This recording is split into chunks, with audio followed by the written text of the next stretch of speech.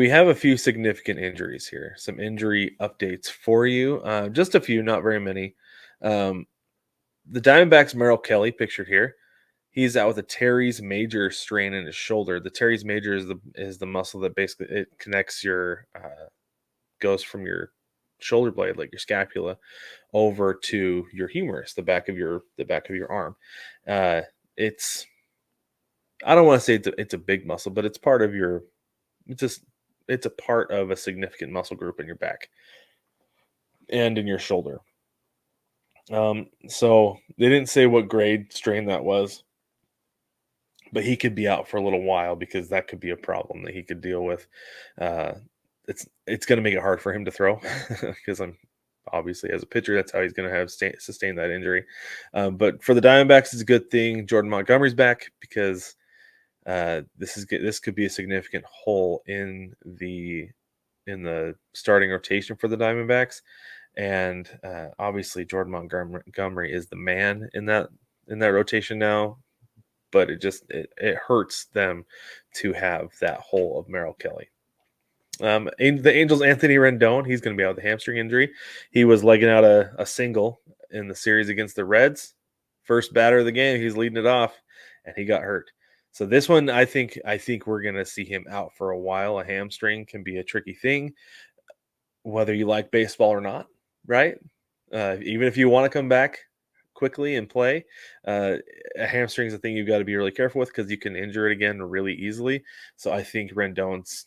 I don't want to say he's going to milk it, but I think it's going to be a while before we see him on the field again because this is a significant injury. The Astros, their pitching has been decimated with injuries. Christian Javier was put on the IL with a neck injury. They said it was just neck. It was neck discomfort. I don't want to say just neck discomfort, but it was neck discomfort, which can be a really irritating and uncomfortable thing to deal with, especially as a pitcher where you're looking sideways a lot of the time, right? So not something you want.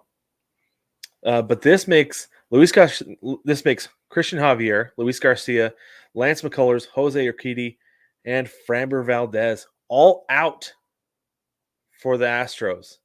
There's a reason this team is in the basement of the AL West right now. They have no pitching. Like, they're all out. You guys are all injured.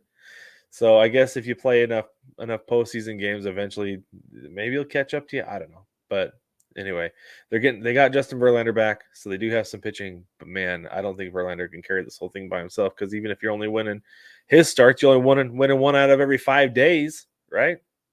So it's too bad for Christian Javier. He really came into his own, had a great year last year, and I'm sure he was planning on or counting on having a good one this year. Last one, the Tampa Bay Rays, Pete Fairbanks, their closer, he's out with a nerve-related issue in his hand. He kind of got lit up the other day and said that he wasn't really sure what was, besides everything being crappy, he wasn't really sure what was going on. But I think this is probably what was going on, is a nerve-related issue in his hand. Kevin Cash, the manager, said that they're going to run imaging from his neck to his shoulder all the way down to his fingers to try to figure out what's going on. He has some tingling. That can't be comfortable or good. I imagine I didn't do well in the nervous system unit and in my anatomy physiology classes, but to me that doesn't seem like a good thing. So hopefully he gets it sorted out and can get back. Last year, the Mariners, Marco Gonzalez, now he's a Pirate, but at the time he was a Mariner, he had some nerve issues and ended up missing probably 2/3 of the season, I think, if I remember right. He went out with a forearm strain and ended up having nerve issues and missed the rest of the season. So I really hope it's not a big one for him.